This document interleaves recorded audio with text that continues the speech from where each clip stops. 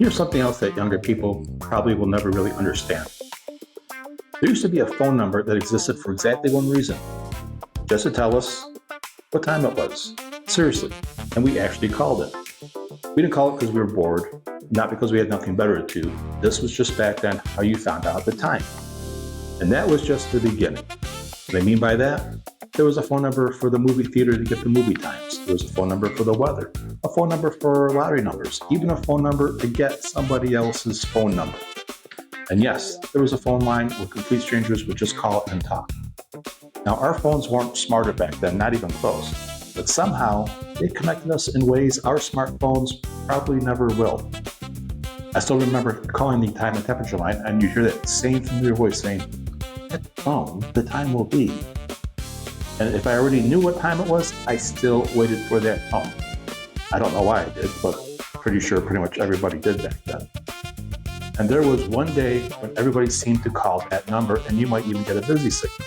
That was the day after the power went out. I mean, the lights would finally come back on, and every clock in the house would be blinking. 12. There'd be the stove, the microwave, the VCR, even the alarm clock next to your bed.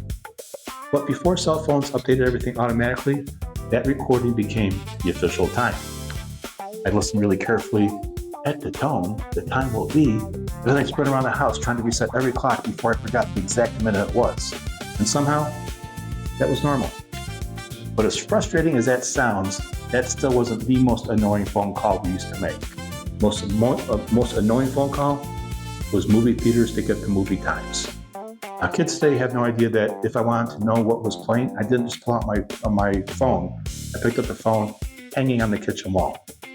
This one actually always kind of makes me smile a little bit because I actually worked at a movie theater. One of my jobs was recording the movie hotline. I go into the office and read every movie title and every showtime, trying to sound smooth enough so that people could actually follow along. Now picture this. You're waiting to hear the showtime for, I don't know, say Back to the Future. The recording starts. The following are today's feature presentations. You're listening, waiting, almost there. And right before the time comes on, your brother asks you a question, or somebody sneezes, or maybe a dog starts barking, and you can't hear it, and you missed the time. Well, too bad. There was no rewind, there was no press one to repeat, there was no website, no app to go to. What you had to do was just listen to the entire recording again until your movie came back on. And the funny part is, nobody complained.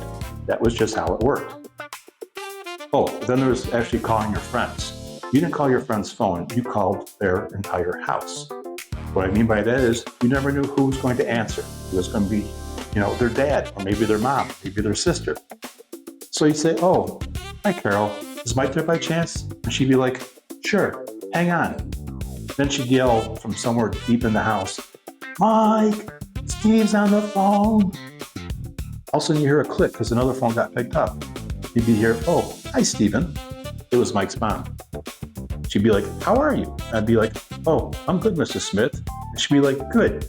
Do me a favor and tell your mom that big sale is going to be next Saturday, okay, hon?" You'd be like, "Oh, okay, yes, Mrs. Smith." And she'd be like, "Great, I'll go get Mike." Then she set the phone down. Then you're just standing there listening, and maybe you hear the TV on in their background, or the dog barking in the distance, or you hear Mrs. Smith doing dishes clanking in the sink. All of a sudden you hear a slam, and it was the back door opening up. And I instantly know that Mike had been outside playing. Now, a few seconds later, he picked up the phone, breathing a little from running back into the house. "Hello?" And only then did the actual conversation start. Today, we text before we call. Back then, calling one person usually meant talking to half the family first. Need somebody's phone number back then? You call 411. Now think about that for a second. I would call another human being just to ask for another human being's phone number. I called the bank to hear my balance. I called the radio station to request songs. I would call for school closings, road conditions, maybe, like I said before, lottery numbers, flight information. There's really a phone number for just about everything back then. And here's one some of you might remember. Around where I lived at one point, there was a phone line where strangers would actually just get on and talk. It was almost like social media, but long before the internet. conversations always happened between beeps. That beep, beep, beep. Hey, how's it going? Beep. Pretty good. Beep. How are you doing? Beep. Not bad. Beep. The conversations weren't exactly deep, but people laughed. They made friends. They killed time. Looking back, it was basically voice chat before voice chat existed. Funny, isn't it though, that today's phones can do a million things that our old phones never could? But those old phones somehow brought us closer. You learned patience because you had to wait. You learned manners because you talked to somebody's parents before you talked to your friend. You learned that sometimes getting a simple answer took a little effort. Maybe that's why those memories stay with us. Because we weren't just making phone calls, we were sharing little moments that everybody understood. And somehow, one phone hanging on the kitchen wall managed to connect an entire neighborhood.